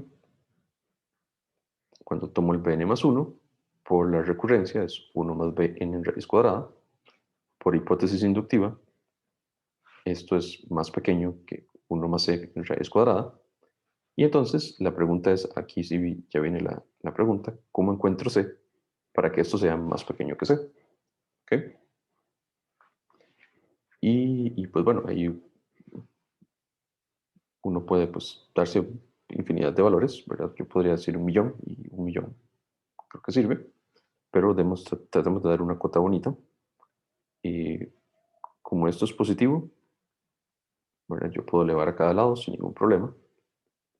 Y entonces ocupo un valor de c que me cumpla esto. O dicho de otra manera,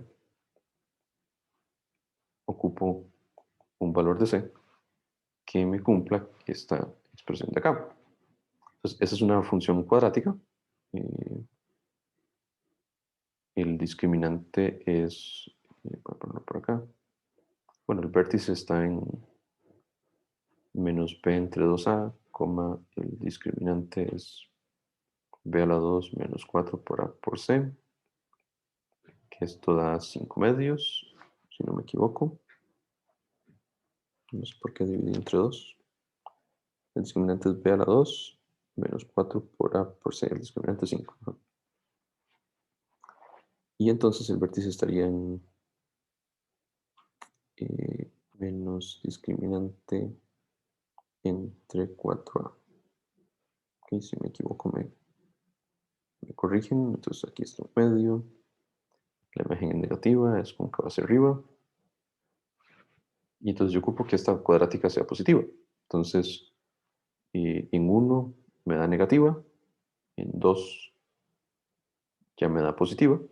Entonces, pues basta agarrar c igual 2, por ejemplo. ¿Ok? Entonces, todo lo que escribí aquí, voy a reemplazar c por 2 y todo se cumple. ¿Ok? Y de nuevo, puedo haber agarrado cualquier otro valor, pero ven que ni siquiera hizo caso hacer casitos para ver los valores de las raíces. Simplemente, pues, cocinando un poco, me di cuenta que un valor de c que me servía era igual a 2. ¿Okay? Pude haber puesto el 3, de nuevo, pude haber puesto más valores, pero el 2 es el más pequeño que cumple. ¿Okay?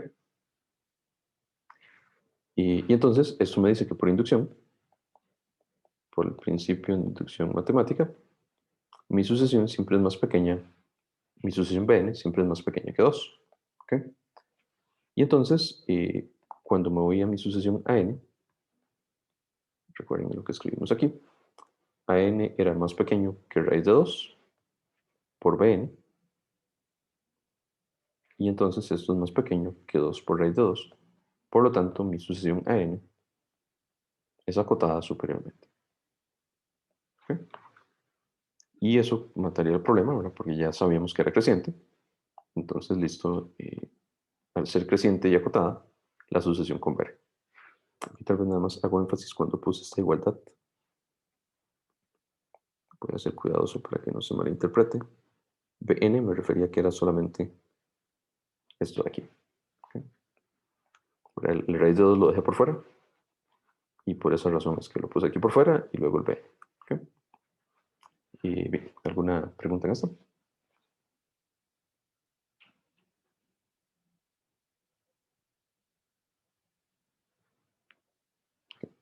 Entonces, esa es bonita porque, ¿verdad? Es la misma idea de ser de convergencia monótona, pero la parte de acotar, pues, eh, es un poquito distinta a lo tradicional.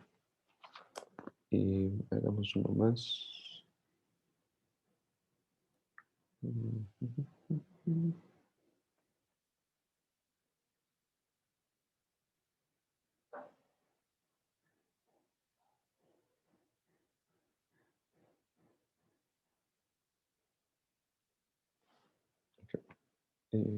Hagamos esta, que es un poco diferente. 4, ejemplo.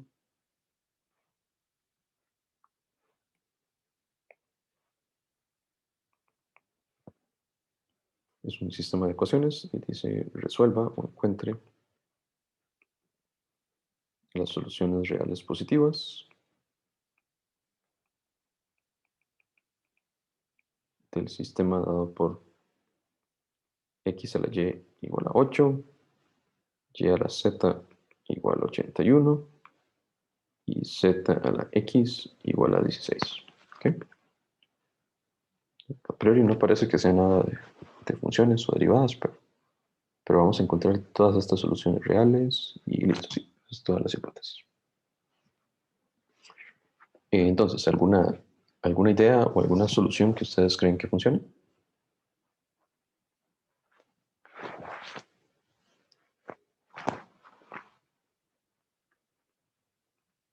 Así, a ojo de buen cubero, ¿cuál solución creen que funcione?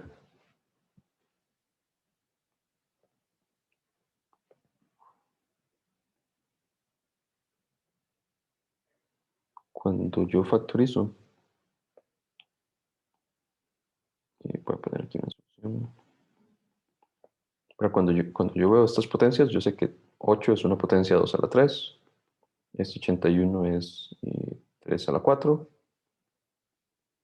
y este 16 es 4 a la 2. Entonces, eso a mí me sugiere, bueno, sí, hay una solución que es cambie la x por 2, cambie la y por 3 y cambie la z por 4. ¿Okay? Entonces, digamos que después de darle vueltas a un rato, se da cuenta, ok, hay una solución que es 2, 3 y 4. ¿Okay? Y bueno, igual uno puede seguir intentando un rato a ver si hay otra solución y pues la respuesta es como que pareciera que no hay más, ¿verdad? Porque al tener dos números x y y que elevados, bueno, que x a la y me den 8, obviamente hay una infinidad, ¿verdad? En términos de logaritmos, y, pero a la hora de unirlas con el resto, pues parece que no va a haber solución, ¿ok? Entonces, una manera de resolver esta pregunta es como así como uno agarra en sistemas de ecuaciones y elimina ecuaciones, ¿verdad? Despejo, si fueran ecuaciones lineales, no sé, despejo la x de aquí y la sustituyo acá, y luego despejo la y y sustituyo acá. Pues aquí uno puede hacer algo parecido. Solo que como tengo potencias, la manera natural es no verlo como potencias, sino verlos como logaritmos. ¿Ok? Entonces, vamos a empezar reescribiendo el sistema como logaritmos. ¿Ok?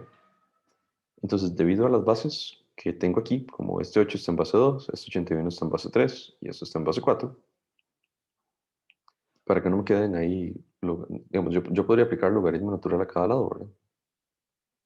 Y me queda algo así, lo cual está perfecto y uno va a llegar a la respuesta, pero para no ver tantos logaritmos de constantes, voy a aplicar logaritmos en bases particulares. ¿Ok? Entonces, la primera la voy a expresar en logaritmo en base 2. Entonces, cuando aplico logaritmo en base 2, me va a quedar aquí un 3. Entonces, la primera ecuación se convierte en esto. Cuando aplico logaritmo en base 3 en la segunda, me va a quedar eso. Y cuando aplico logaritmo en base 4 en la última, me va a quedar eso. ¿Ok?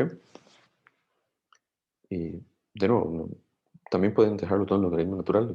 Creo que pura, pura observación, porque de aquí claramente, ¿verdad? Me quité estas constantes de la derecha, que fueron logaritmos, pero bajo el precio de que tengo bases distintas. Y entonces vamos a tratar de jugar un poco con eso, ver cómo puedo eliminar variables una de la otra. ¿Ok? Entonces, por ejemplo, vamos a ver cuál es la manera más inteligente de hacer esto. Mm,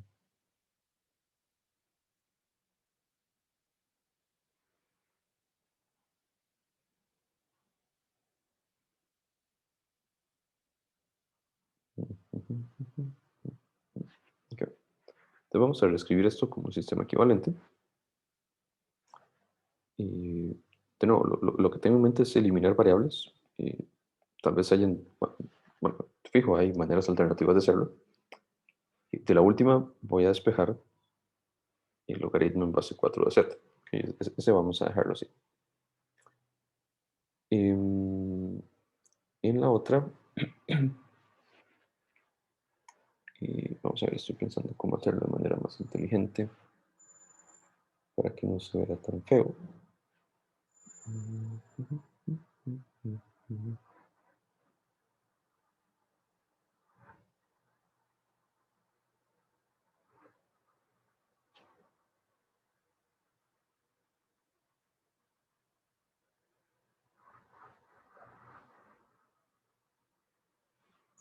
Ok, vamos a ver.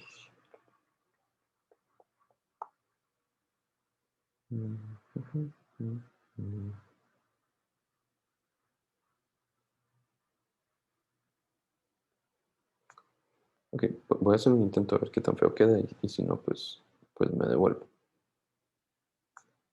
Pero vamos a ver. Logaritmo de x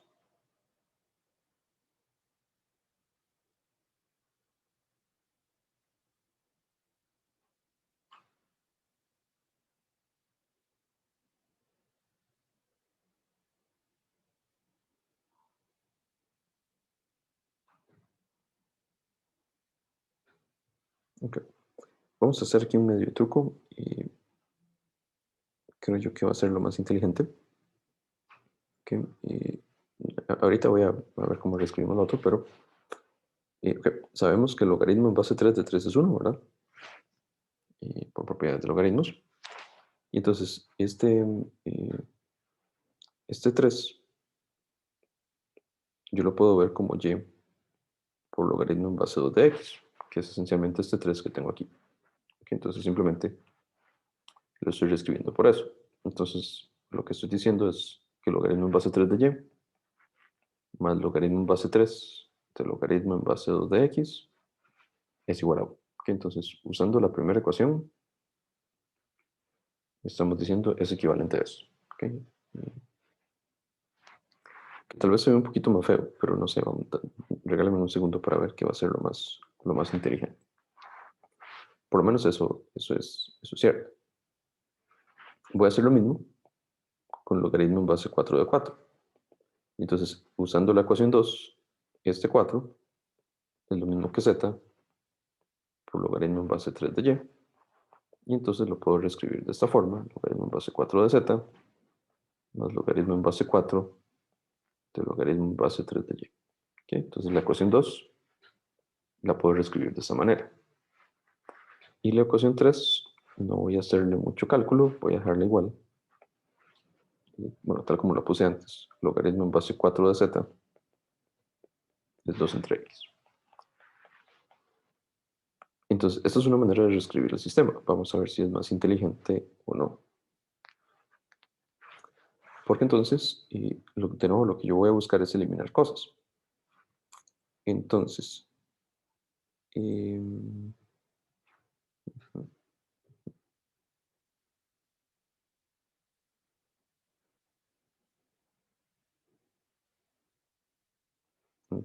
cuando me voy a la ecuación esta de aquí, que ahora es 2, voy a ponerle 4. Cuando yo me voy a la ecuación 4, lo que me va a quedar es que 1 es igual a este logaritmo en base 4 de z, que sabemos que es 2 entre x, por esto de acá. Y más logaritmo en base 4 del logaritmo en base 3 de y entonces ese voy a despejarlo de aquí. Entonces, logaritmo en base 3 de y es 1 menos logaritmo en base 3 del logaritmo en base 2 de x. ¿Ok? Entonces, de nuevo, ¿qué fue lo que hice? En la ecuación 2 estoy reemplazando esto por 2 entre x, que es este primero. Y luego el logaritmo de 4 está aquí. Y el logaritmo en base 3 de y lo estoy reemplazando por todo esto, que es simplemente despejarlo de acá. Es 1 menos esta expresión. ¿Ok? Entonces, vamos a ver. Lo importante de esto, ¿verdad? Es que entonces ahora aquí solamente tengo una ecuación que es en x. ¿Ok? Y,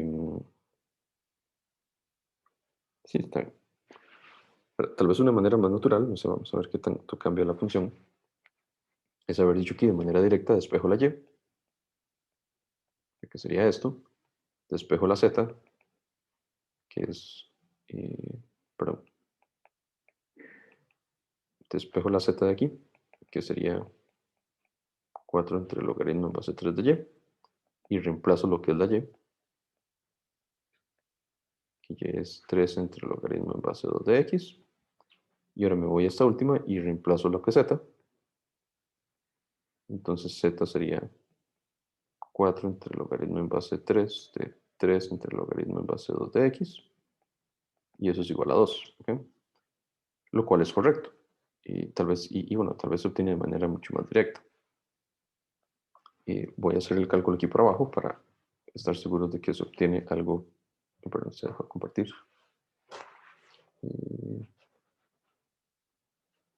No sé qué toqué, pero estamos de vuelta. Ok, se me cerró la aplicación, espero que se haya... Sí, sí. Ok, no quedó guardado lo que acabo de decir. De hecho, están viendo la pantalla. Ok, ya ahora sí, algo le pasó a la aplicación, pero creo que ya volvió. lamentablemente borró los últimos cálculos, entonces voy a volver a escribirlos. Lo que dije fue de aquí despejo la y, y de aquí despejo la z, que es 4 entre el logaritmo en base 3 de y, pero de una vez voy a poner lo que es y, que y es 3 entre el logaritmo en base 2. ¿Okay? De hecho me borró hasta esta función, qué mala gente. Y entonces esto, por propiedades del logaritmo, voy a irlo simplificando de una vez. Esto es un cociente, que lo puedo ver como una resta de logaritmos. Entonces esto es 4 entre 1 menos el logaritmo en base 3 del logaritmo en base 2 de x. ¿Okay? Entonces eso es lo que es z. Y si ahora lo sustituyo aquí, me va a quedar x por logaritmo en base 4 de z, que cambio lo que es z es 4 entre 1 menos logaritmo en base 3 del logaritmo en base 2 de x. ¿Okay? Y esto es igual a 2, o sea, la ecuación me estaría quedando x y hago lo mismo, divido el cociente, va a ser x logaritmo base 4 de 4 menos x logaritmo de todo lo que tenía aquí abajo, y esto igual a 2. Que lo siento que me comí algo, pero me parece que todo está bien. Y entonces como logaritmo en base 4 de 4 es 1, esto me queda x menos x logaritmo de 1 menos logaritmo en base 3 de logaritmo en base 2 de x igual a 2.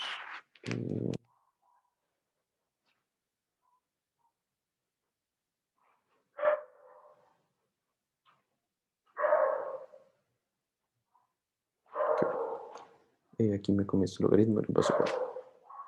Entonces, eso tal vez es una manera más directa y así podemos evitarnos todo lo que escribí por acá. Es una manera alternativa. Y lo que es relevante es que, bueno, voy a seguir con esta ecuación aquí abajo. Lo que es relevante es llegar a una ecuación que dependa solo de x. ¿Okay? Entonces, aquí nada más voy a reescribir esto para que la x no me estorbe tanto y tal vez que quede en términos de lo otro. Voy a dividir todo esto por x. Entonces, cuando divido por x, como estamos buscando números positivos, ¿verdad? Sé que la x no va a ser 0 en mi dominio. Entonces, cuando divido por x, a la izquierda todo se anula. Me queda 2 entre x. Y esto nada más voy a reescribirlo como 2 entre x más este logaritmo. Creo que no hace falta tanto reacomodo, nada más déjenme terminarlo y ahorita me termino de convencer.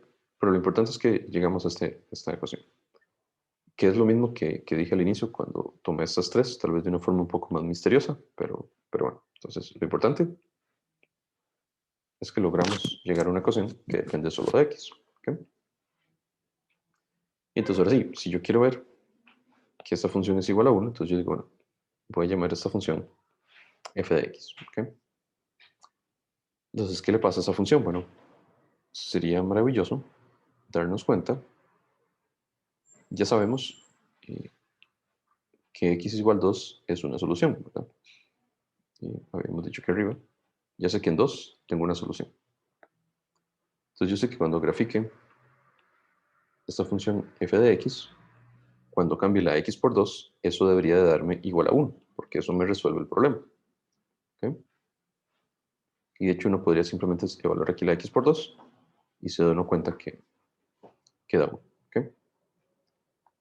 Entonces, pues, ¿qué sería maravilloso? Si yo ando buscando que mi función f interseque a la recta 1, a la recta constante y igual a 1, pues sería bonito darnos cuenta que la función f o es creciente o que la función f es decreciente, porque si ese fuera el caso, solamente vamos a tener una solución y ya la sabemos. ¿Okay? Ese es, ¿verdad?, el argumento típico. Y entonces, pues uno agarra esa función y deriva para darse cuenta si estoy en alguno de estos dos casos. Entonces, cuando derivo, la derivada de 2 entre x es, lo pongo por acá, la derivada de x a la menos 1 es menos x a la menos 2, porque abajo el exponente y le resto 1. Se me va a quedar algo así. Y aquí me queda una expresión no muy bonita, pero que voy a intentar poner. Y la derivada del logaritmo, bueno, tal vez voy a ponerlo acá. Cuando tenemos logaritmo en base, bueno, la derivada del logaritmo natural de x es 1 entre x, pero cuando tengo una base distinta, ahora es 1 entre x por logaritmo natural de la base. Entonces, cuando derivo aquí el logaritmo natural de 4, bueno, el logaritmo en base 4 va a quedarme 1 entre el logaritmo de 4 por toda esa expresión que tengo en el medio. ¿Ok? Y luego, por regla de la cadena, debo multiplicar por la derivada de lo que tengo aquí adentro, que el 1 al ser constante desaparece, y nada más me queda menos 1 entre la derivada del logaritmo en base 3, que va a ser logaritmo natural de 3 por todo lo que tengo adentro, y luego por la derivada de lo que sigue, que sería 1 entre el logaritmo natural de 2 por 1 entre x. ¿Ok? Esa es absolutamente toda la derivada. ¿Para qué es lo relevante de esto? Bueno, y aquí tal vez, bueno, no importa. Y aquí hay que tener un poquito de cuidado. Y con ver esto, yo estaría esperando que ojalá mi función sea nada más decreciente. ¿Ok? ¿Y por qué razón? Porque, bueno, por aquí hay un menos y por aquí hay un menos que me dan la esperanza de que esto sea siempre negativo. ¿Ok? Entonces, uno pues va término por término. ¿Ok? Entonces yo digo, bueno, vamos analizando los signos de cada expresión. Entonces, esto claramente es negativo, porque es un número al cuadrado que está multiplicado por un menos. Entonces, todo bien. Las constantes no me generan ningún problema, porque todas son positivas. Y esta x es positiva. Y aquí hay que hacer mm, aquí hay que tener un ligero cuidado. Creo que va a ser más complicado de lo que pensé. Y pues voy a hacer dos casos.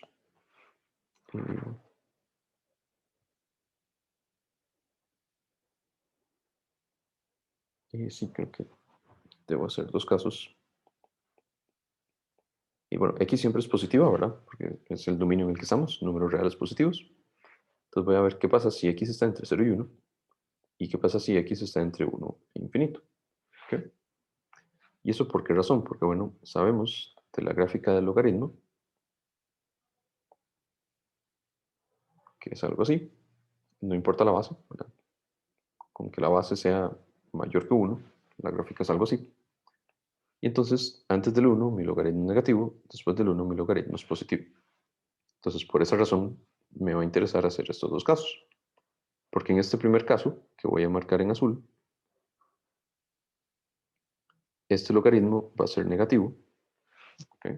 Lo cual podría cambiarme el signo. Pero entonces, bueno, pero no, hay un pequeño detalle. Ok, no, entonces, ok, olvídenlo.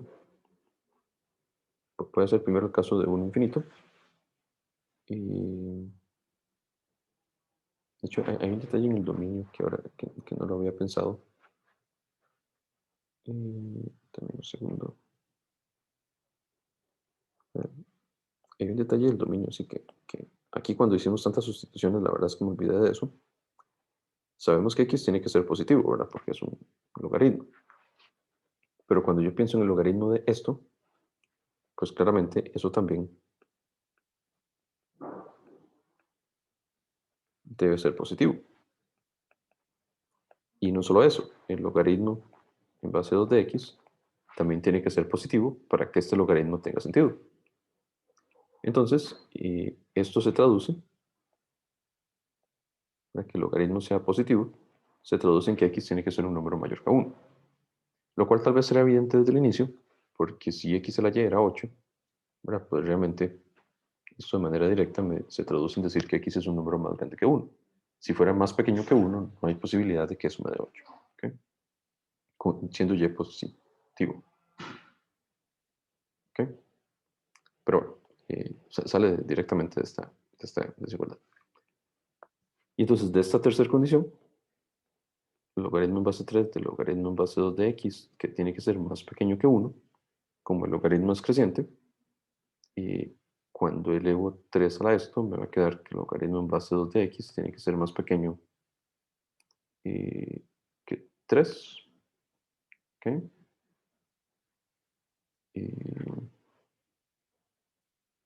¿Sí está bien? Y esto es equivalente a decir que x es más pequeño que 8, lo cual también, si uno lo piensa, tiene mucha lógica. X no puede ser más grande que 8, porque si x fuera más grande que 8, esto no va a tener sentido. ¿Ok? Entonces realmente a mí me interesan nada más valores de x entre 1 y 8. Y entonces ahora sí, bajo esos supuestos, realmente no tengo que hacer tanto caso. Así que olvidémonos de todo lo que puse por acá. Bajo ese supuesto, esto va a ser siempre positivo. Esto va a ser siempre positivo. Y entonces, pues con este menos, toda esta expresión va a ser negativa. Entonces, en ese dominio particular, sí sabemos que mi función va a ser decreciente. Y por lo tanto, la solución va a ser única. ¿Ok? Y colorín colorado, ahora sí. Listo. ¿Ok? ¿Alguna pregunta?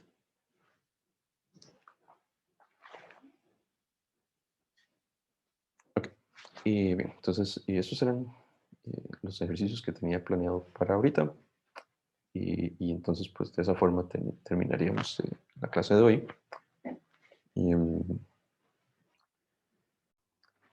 bien, este ejemplo no quedó en la grabación, entonces aquí lo estoy agregando al final. Y considero una sucesión que venía dada por esta recurrencia. Y, la pregunta, bueno, y estas tres condiciones iniciales. La pregunta es demuestre que la sucesión toma valores enteros para todo número natural. ¿Ok? Entonces, lo primero que uno piensa es en darse valores, ¿ok? Para tratar de entender o conjeturar cómo se comporta la sucesión.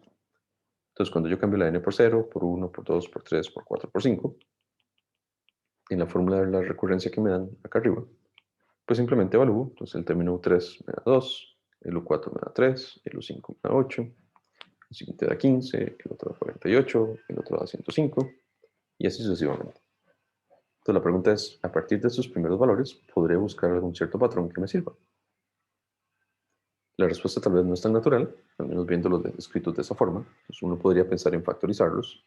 Entonces, por ejemplo, el 8 lo puedo factorizar como 2 a la 3, el 15 lo puedo factorizar como 3 por 5, el 48 lo puedo factorizar como 2 a la 4 por 3, y el 105 lo factorizo como eso.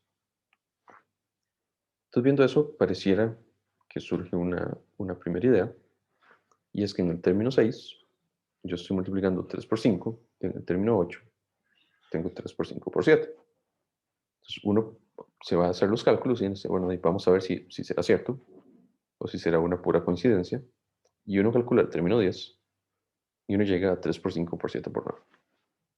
Entonces, eso me da una idea de qué está pasando. Entonces, para esos valores, por lo menos, cuando yo estoy en el término 10, tengo el 9 por el 7 por el 5 por el 3. O sea, empiezo un elemento antes y voy multiplicando de 2 en 2.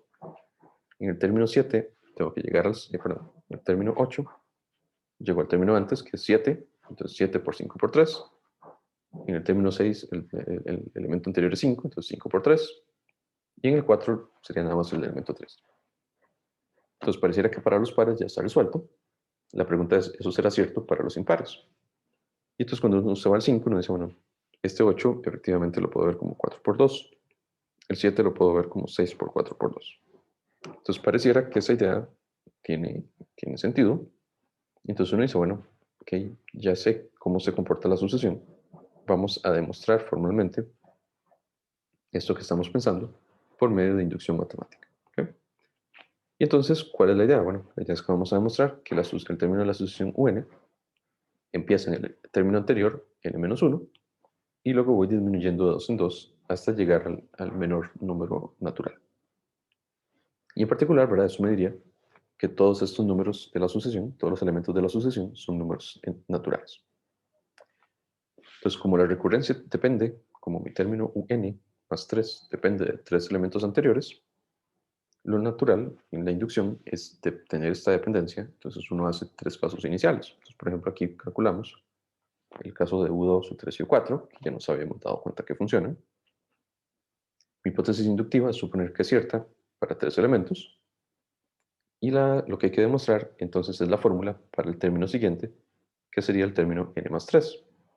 Y de nuevo, ¿por qué mi hipótesis inductiva supongo que debe ser cierto para 3 valores? Porque el término n más 3 es una recurrencia que depende de los 3 anteriores. Y entonces, como esta dependencia es de 3, de nuevo, por eso es que en el paso inicial ocupo 3 elementos. Bien, entonces, ¿qué es lo que hay que probar? Bueno, hay que probar esta fórmula, pero cambiando la n por n más 3. Entonces me queda esta expresión de acá. Y pues eso es lo que intentamos probar. Entonces, yo digo, bueno, sabemos que un más 3 viene dada por esta recurrencia. Y por hipótesis inductiva, cambio un más 2 por lo que me dice la hipótesis inductiva. Cambio un más 1 por lo que me dice la hipótesis inductiva. En cambio un por lo que es la hipótesis inductiva. Y entonces todo lo que tengo que hacer es simplificar esta expresión que tengo aquí, esperando poder llegar a lo que queremos demostrar. Entonces lo primero que uno observa es que en este factor que tengo aquí, tengo todos los números desde el 1 hasta el n más 1. O sea, eh, eso equivale a n más 1 factorial. Luego, y el resto lo dejo igual.